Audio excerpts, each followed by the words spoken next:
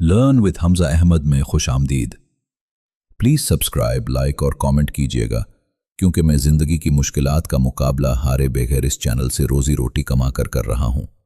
जिस किताब की आपको डिटेल्ड एनालिसिस और समरी चाहिए, मुझे कमेंट्स में ज़रूर बताएं।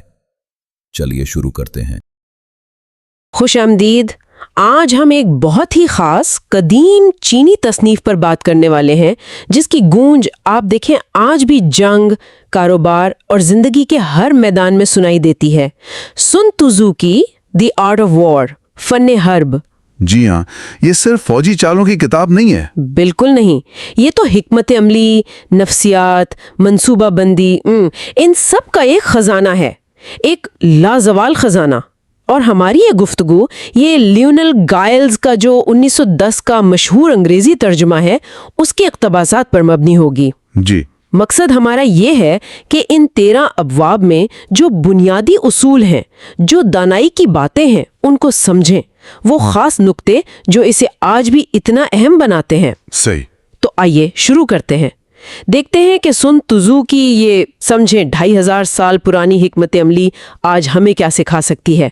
सबसे पहले तो ये बात अहम है कि सुन त्सू जंग को कोई खेल नहीं समझते। बाब अव्वल मंसूबाबंदी, उसमें वो फौरन वाजे कर देते हैं। बिल्कुल, वो शुरू ही यहाँ से करते हैं कि फन हर्ब रियासत के लिए इंतहाई अहमियत का हामिल है। ये कोई मामूली बात नहीं, ये जिंदगी और मौत का मामला है, सलामती या तबाही का रास्ता है। तो वो कहते हैं कि ये एक ऐसा मौजू है जिसकी तहकीक को किसी सूरत नजरअंदाज नहीं किया जा सकता। यानी शुरुआत ही बहुत संजीदा है। बहुत संजीदा। और फिर वो 5 बुनियादी अवामिल बताते हैं जिन पर उनके ख्याल में फतह का दारोमदार है। पहला है इखलाकी कानून, यानी अवाम और हुक्मरान में ऐसी हमाहंगी कि लोग जान देने को तैयार हों। अच्छा। दूसरा आसमान, मतलब मौसम, दिन रात, सर्दी गर्मी, ये सब। ठीक। तीसरा जमीन, यानी फासला कितना है, इलाका कैसा है, कहाँ खतरा है, कहाँ आसानी। जी। चौथा कमांडर, जिसमें हिकमत हो, दयानत हो, इंसानियत हो, जुर्रत और सख्ती भी। मुतवाजिन शख्सियत। जी हाँ। और पांचवा तरीक़ेकार व नज़्म ज़ब्त, फौज की तंजीम कैसे होगी, रसद कहाँ से आएगी, खर्चा कितना होगा, ये सब चीजें। अच्छा, यानी सिर्फ लड़ाई नहीं, पूरा निजाम। जी बिल्कुल, पूरा निजाम। जंग शुरू करने से पहले इन सब पहलुओं का गहराई से जायजा लेना लाजमी है।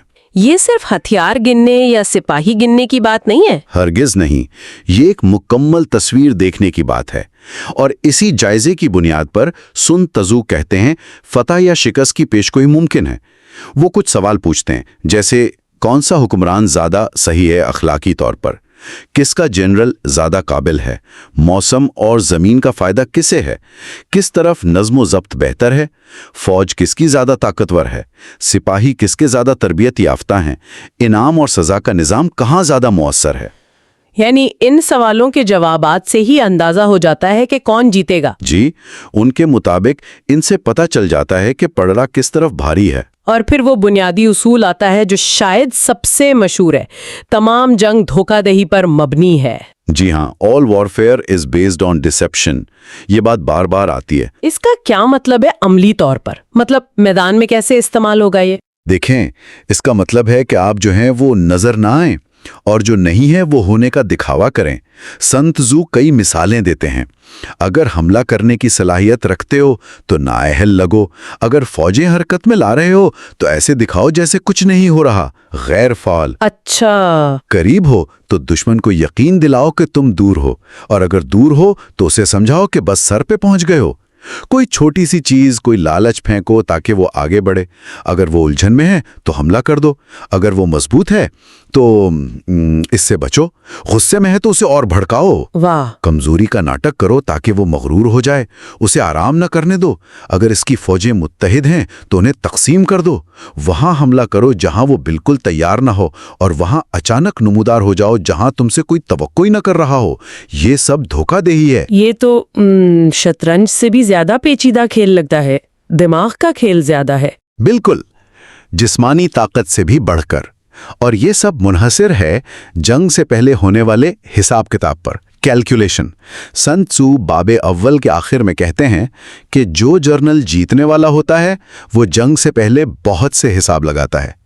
हारने वाला बहुत कम, ज्यादा हिसाब लगाने वाला जीतता है, कम वाला हारता है, और जो बिल्कुल हिसाब नहीं लगाता उसकी शिकस्त तो यकीनी है। हिसाब किताब की बात हुई तो बाबे दोम, जंग लड़ना, फौरन हमें जंग की कीमत याद दिलाता है। ये कोई सस्ता काम नहीं है। हरगिज नहीं। सन त्सू 1,00,000 फौजियों की मुहिम का रोजाना खर्च 1,000 औंस चांदी बताते हैं, बहुत ज्यादा। और वो खबरदार करते हैं कि लंबी जंग, तवील जंग किसी के मफाद में नहीं। हथियार कुंद हो जाते हैं, हौसले पस्त हो जाते हैं, जी, ताकत खत्म हो जाती है और खजाना खाली हो जाता है। वो कहते हैं तारीख में कोई मिसाल नहीं मिलती कि किसी मुल्क ने तवील जंग से फायदा उठाया हो। और एक अहम बात कहते हैं, चालाकी कभी भी तवील ताखीर से मुंसलिक नहीं देखी गई। यानी होशियारी इसी में है कि जंग जल्दी खत्म की जाए। बिल्कुल। तो अगर जंग लंबी हो रही हो और वसाइल कम हो रहे हो तो क्या हल है? सन त्सू क्या कहते हैं? एक बड़ा हल, वो कहते हैं दुश्मन के वसाइल इस्तेमाल करो। मशवरा देते हैं कि जंगी साजो सामान तो अपने मुल्क से लाओ, लेकिन खुराक दुश्मन से हासिल करो। वो कहते हैं दुश्मन की रसद की एक गाड़ी अपनी 20 गाड़ियों के बराबर है। ओह, इतना फर्क? जी। और सिपाहियों को लड़ने पर आमादा करने के लिए उनमें गुस्सा पैदा करना और इनामात देना भी जरूरी है। पकड़े गए दुश्मन के सिपाहियों के साथ अच्छा सलूक करो, उन्हें अपनी फौज में शामिल करो, उनकी छीनी हुई जंगी रथों को इस्तेमाल करो। इससे ताकत बढ़ती है। मकसद साफ है फिर? मकसद वाज़ेह है। जंग में आपका अजीम मकसद फतह हो, तवील मुहिम्मात नहीं। फतह हासिल करने के तरीकों पर बाब सोम हिकमत अमली से हमला मजीद रोशनी डालता है। यहाँ एक और मशहूर कौल है, आला तरीन फजीलत लड़े बगैर दुश्मन की मुजाहमत तोड़ने में है। जी, ये सन त्सू की हिकमत अमली का निचोड़ है। असल कमाल 100 जंगें जीतना नहीं है, असल कमाल ये है कि दुश्मन को बगैर लड़े ही झुकने पर मजबूर कर दिया जाए। वो कैसे मुमकिन है? उसके लिए वो हिकमत अमली के दर्जात बताते हैं। सबसे आला हिकमत अमली दुश्मन के मंसूबों को नाकाम बनाना, इससे कम दर्जा दुश्मन की इत्तेहादी कुव्वतों को जुदा करना, उनके जोड़ तोड़ देना, उसके बाद मैदान में दुश्मन की फौज पर हमला करना, और सबसे नाकिस हिकमत अमली किलाबंद शहरों का मुहासरा करना। शहरों का मुहासरा क्यों इतना बुरा है? क्या वजह बताते हैं? वजह यह है कि इसमें महीनों तैयारी लगती है, बेपनाह वसाइल खर्च होते हैं और अक्सर 1/3 सिपाही मारे जाते हैं, फिर भी शहर फतह नहीं होता। ये वक्त और जान का ज़िया है। सुन त्सू कहते हैं कि माहिर जर्नल दुश्मन की फौज को बगैर लड़े ज़ीर करता है, उसके शहरों को बगैर मुहासरे के फतह करता है और उसकी सल्तनत को बगैर तवील जंग के तबाह कर देता है। यानी असल जंग मैदान से पहले दिमाग में लड़ी जाती है। ये तो वाज़ेह हो गया।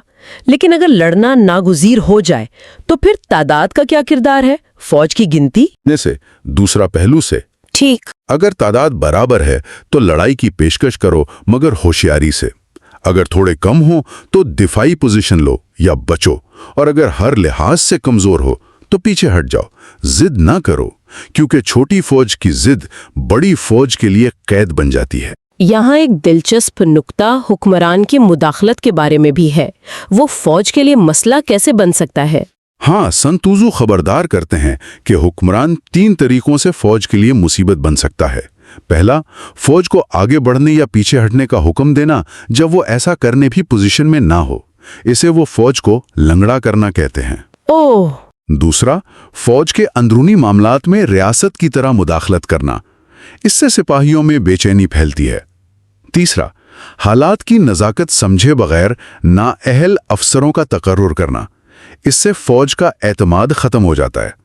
एक गैर मुस्तहकम और शुकूक में घिरी फौज दुश्मन की जीत आसान कर देती है। तो फिर फतह के लिए क्या जरूरी है? कौन सी चीजें लाजमी है? सन त्सू 5 नुकात बताते हैं। पहला, जानना कि कब लड़ना है और कब नहीं। दूसरा, बड़ी और छोटी दोनों तरह की अफवाज को संभालना जानना। तीसरा, पूरी फौज में एक जैसा जज्बा और मकसद होना। चौथा, खुद तैयार रहकर दुश्मन को गैर तैयार हालत में पकड़ना। और पांचवां, फौजी सलाहियत रखना और हुक्मरान की गैर जरूरी मुदाखलत से आजाद होना। और ये बाब इस लाजवाल कौल पर खत्म होता है जो हम सब ने सुना होगा। जी, अगर आप दुश्मन को जानते हैं और खुद को जानते हैं तो आपको 100 जंगों के नतीजे से डरने की जरूरत नहीं। अगर आप खुद को जानते हैं लेकिन दुश्मन को नहीं, तो हर फतह के साथ आपको एक शिकस्त भी मिलेगी। اگر آپ نہ دشمن کو جانتے ہیں اور نہ خود کو تو آپ ہر جنگ میں شکست کھائیں گے۔ جاننے کا اصول تو بہت ہی مرکزی ہے۔ باب چہارم حربی ترتیب میں بھی یہی بات نظر آتی ہے۔ بالکل، سن تزو کہتے ہیں کہ پرانے زمانے کے جو ماہر جنگجو تھے وہ پہلے خود کو ناقابل شکست بناتے تھے، پھر وہ دشمن کو شکست دینے کے موقع کا انتظار کرتے تھے۔ اچھا، یعنی اپنی حفاظت اپنے ہاتھ میں ہے، لیکن دشمن کو ہرانے کا موقع، وہ موقع دشمن خود فراہم کرتا ہے۔ تو اس کا مطلب ہے کہ دفاع پہلے حملہ بعد میں، ایسا کچھ؟ ایک طرح سے کہہ سکتے ہیں، جو دفاع میں ماہر ہے وہ زمین کی گہرائیوں میں چھپ جاتا ہے، مطلب اپنی پوزیشن مضبوط اور خفیہ رکھتا ہے، اور جو حملے میں ماہر ہے وہ آسمان کی بلندیوں سے حملہ کرتا ہے، یعنی غیر متوقع اور فیصلہ کن۔ سن تزو کہتے ہیں کہ ایک ہوشیار جنگجو ایسی پوزیشن لیتا ہے جہاں شکست ممکن نہ ہو، اور دشمن کی شکست کا کوئی لمحہ ضائع نہیں کرتا۔ وہ ایسی جنگ جیتتا ہے جو پہلے ہی جیتی جا چکی ہوتی ہے، یعنی اس کا دشمن پہلے ہی کمزور پوزیشن میں ہوتا ہے۔ ایسی فتح اتنی آسانی سے ملتی ہے کہ نہ اس سے حکمت کی شہرت ملتی ہے، نہ بہادری کا کوئی تمغہ۔ یعنی اصل کامیابی خاموشی سے ہوتی ہے، بغیر کسی شور شرابے کے۔ بالکل، اور اس ترتیب کا تعلق وہ کہتے ہیں زمین کی پیمائش سے ہے، وسائل کے تخمینے سے، حساب کتاب سے، امکانات کے موازنے سے، اور آخر میں فتح سے ہے۔ ایک فاتح فوج کی طاقت ایسی ہے جیسے ترازو میں 1 پاؤنڈ وزن ہو ایک چھوٹے سے دانے کے مقابلے میں، واہ! یا جیسے بند پانی کا تالاب ہزاروں فٹ گہری کھائی میں اچانک گرے۔ زبردست طاقت۔ یہ توانائی یعنی انرجی کا تصور باب پنجم میں مزید کھلتا ہے۔ وہ کہتے ہیں بڑی فوج کو کنٹرول کرنا اتنا ہی آسان ہے جتنا چھوٹی کو، یہ کیسے؟ سن تزو کہتے ہیں یہ تنظیم کا، تقسیم کا اور اشاروں کا کمال ہے، جھنڈے، گونگ، ڈھول، ان سب کا۔ لیکن توانائی کا اصل تعلق وہ کہتے ہیں براہ راست یعنی ڈائریکٹ اور بالواسطہ طریقوں کے استعمال سے ہے۔ براہ راست طریقہ دشمن سے ٹکرانے کے لیے آمنے سامنے کی لڑائی، لیکن فتح ہمیشہ بالواسطہ طریقوں سے حاصل ہوتی ہے، یعنی غیر متوقع چالوں سے، پہلو سے حملہ کرنے سے۔ ان براہ راست اور بالواسطہ طریقوں کی کوئی مثال؟ یہ کیسے مل کر کام کرتے ہیں؟ دیکھیں، ان کے ملاپ کے امکانات لامحدود ہیں۔ سن تزو موسیقی کے 5 بنیادی سروں کی مثال دیتے ہیں، یا 5 بنیادی رنگوں کی، نیلا، پیلا، سرخ، سفید، سیاہ، یا 5 بنیادی ذائقوں کی، کھٹا، تیز، نمکین، میٹھا، کڑوا۔ کہتے ہیں کہ اگرچہ یہ تعداد میں کم ہے لیکن ان کے ملاپ سے بے شمار دھن، رنگ اور ذائقے پیدا ہوتے ہیں۔ صحیح۔ اسی طرح براہ راست اور بالواسطہ حملوں کے ملاپ سے لا تعداد جنگی حربے بنتے ہیں۔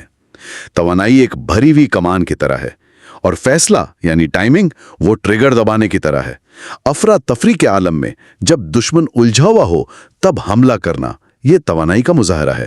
یہاں بھی دھوکہ دہی کا عنصر نظر آ رہا ہے، مصنوعی بے ترتیبی دکھانا، مصنوعی خوف، کمزوری۔ جی ہاں، ماہر جنگجو نظم و ضبط کے باوجود بے ترتیبی کا تاثر دے سکتا ہے، ہمت کے باوجود بزدلی کا، طاقت کے باوجود کمزوری کا۔ یہ دشمن کو پھانسنے کے طریقے ہیں، اسے لالچ دے کر حرکت میں لانا اور پھر گھات لگا کر حملہ کرنا۔ مقصد یہ ہے کہ دشمن کو اس پوزیشن میں لایا جائے جہاں وہ کمزور ہو، اور پھر اپنی پوری طاقت سے حملہ کیا جائے۔ یہ ایسے ہی ہے جیسے ڈھلوان پر لڑکتے ہوئے گول پتھر، وہ زبردست قوت پیدا کرتے ہیں۔ کمزور اور مضبوط پہلوؤں کا ذکر باب ششم میں بھی مرکزی حیثیت رکھتا ہے، ویک پوائنٹس اینڈ اسٹرانگ۔ بالکل، جو میدان جنگ میں پہلے پہنچ کر دشمن کا انتظار کرتا ہے وہ تازہ دم ہوتا ہے، اور جو بعد میں ہانپتا کانپتا پہنچتا ہے وہ تھکا ہوا ہوتا ہے۔ ہوشیار جنگجو اپنی مرضی دشمن پر مسلط کرتا ہے، نہ کہ دشمن کی مرضی خود پر چلنے دیتا ہے۔ وہ دشمن کو وہاں آنے پر مجبور کرتا ہے جہاں وہ چاہتا ہے، یا وہاں جانے سے روکتا ہے جہاں وہ نہیں چاہتا۔ تو دشمن کی کمزوریوں کا فائدہ کیسے اٹھایا جائے؟ سن تزو کیا مشورہ دیتے ہیں؟ سن تزو کہتے ہیں وہاں حملہ کرو جہاں دشمن دفاع نہ کر رہا ہو، اور وہاں دفاع کرو جہاں دشمن حملہ نہ کر سکے۔ اگر آپ حملے میں ماہر ہیں تو دشمن کو سمجھ نہیں آئے گی کہ کہاں دفاع کرے، اور اگر آپ دفاع میں ماہر ہیں تو دشمن کو سمجھ نہیں آئے گی کہ کہاں حملہ کرے۔ یہ تو بڑا گہرا فن ہے۔ وہ اسے خدائی فن کہتے ہیں، पोशीदा रहना, खामोश रहना, अपनी पोजीशन जाहिर न करो और दुश्मन को मजबूर करो कि वो अपनी पोजीशन जाहिर करे। फिर अपनी अफवाज को एक जगह मरकूज करो जबकि दुश्मन बिखरा हुआ हो। इस तरह आप कम तादाद में होते हुए भी एक खास मुकाम पर अददी बढ़तरी हासिल कर लेंगे। और यहाँ पानी की वो मशहूर मिसाल आती है। हाँ, कि जंगी हिकमत अमली पानी की तरह होनी चाहिए। पानी अपनी शक्ल जमीन के मुताबिक बदलता है। फौज को अपनी हिकमत अमली दुश्मन के मुताबिक बदलनी चाहिए। पानी ऊंचाई से नीचे की तरफ बहता है। इसी तरह जंग में मजबूत पहलुओं से बचकर कमजोर पहलुओं पर हमला करना चाहिए। कोई एक मुस्तकिल हिकमत अमली नहीं होती, जैसे पानी की कोई एक मुस्तकिल शक्ल नहीं होती। हालात के मुताबिक ढल जाना ही कामयाबी है। ये लचक और हालात के मुताबिक बदलना, ये बाबे हश्तम हिकमत अमली में तगीर, वेरिएशन इन टैक्टिक्स का भी मरकजी ख्याल है। यकीनन जनरल को मालूम होना चाहिए कि कुछ रास्ते इस्तेमाल नहीं करने, कुछ फौजों से नहीं लड़ना, कुछ शहरों का मुहासरा नहीं करना, कुछ इलाकों पर कब्जा नहीं करना और हत्ता के हुक्मरान के कुछ अहकामात भी नहीं मानने अगर वो ज़मीनी हक़ाइक़ के खिलाफ हों। अच्छा, हुक्मरान के हुक्म भी टाले जा सकते हैं? जी, अगर वो फौजी एतबार से गलत हों। जो जनरल हालात के मुताबिक तब्दीली के इस फन को समझता है वही कामयाब होता है। दानिशमंद रहनुमा फायदे और नुकसान दोनों पहलुओं को मद्देनजर रखता है। वो अपनी तैयारी पर भरोसा करता है, न कि उस उम्मीद पर कि दुश्मन हमला नहीं करेगा। सुन त्सू जनरल की 5 खतरनाक खामियों का भी जिक्र करते हैं। वो क्या हैं? हाँ, जो शिकस्त का बाइस बन सकती हैं। पहली, लापरवाही, जो तबाही लाती है। दूसरी, बुज़दिली, जो गिरफ्तारी का बाइस बनती है। तीसरी, जल्द गुस्सा आना, जिसे दुश्मन आसानी से भड़का सकता है।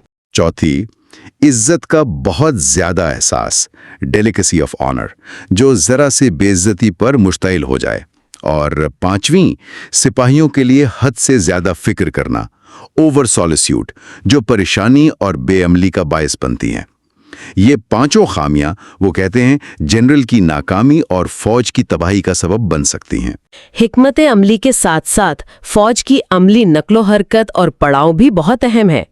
बाबे नहम फौज की पेशकदमी इसी पर बात करता है। जी, ये बाब मुख्तलिफ इलाकों में जैसे पहाड़ों में, दरियाओं के पास, दलदलों में और मैदानों में पड़ाव डालने और हरकत करने के उसूल बताता है। आम उसूल तो यह है कि बुलंद और धूप वाली जगह को तरजीह दो और पानी के जराए के करीब रहो। लेकिन इससे भी अहम वो कहते हैं दुश्मन के इशारों को समझना है। दुश्मन के इशारे? किस किस्म के इशारे? बहुत से। मसलन अगर दुश्मन करीब आकर खामोश खड़ा है तो वो अपनी पोजीशन की मजबूती पर भरोसा कर रहा है। अगर दूर से ललकार रहा है तो वो आपको आगे बढ़ने पर उकसा रहा है। अगर उसकी छावनी तक रसाई बहुत आसान लग रही है तो ये एक चाल हो सकती है। अच्छा, धूल का बुलंद होना रथों की आमद की अलामत है, और अगर धूल नीची और फैली हुई है तो प्यादों की। दरख्तों का हिलना दुश्मन की पेशकदमी की निशानी है। घबराकर उड़ते परिंदे गात की अलामत हो सकते हैं, चौंके हुए जानवर भी। यानी बहुत बारीक बीनी से मुशाहिदा करना पड़ता है। बिल्कुल। फिर दुश्मन के अल्फाज और आमाल को समझना। आजिज़ाना अल्फाज मगर जंगी तैयारियों में इजाफा, मतलब हमला होने वाला है। सख्त जबान और पेशकदमी का तासुर देना, हो सकता है असल में पसपाई का इरादा हो। बगैर किसी मुआहदे के अमन की पेशकश, ये कोई साजिश हो सकती है। ये सब बारीक पीनी से देखने वाली बातें हैं।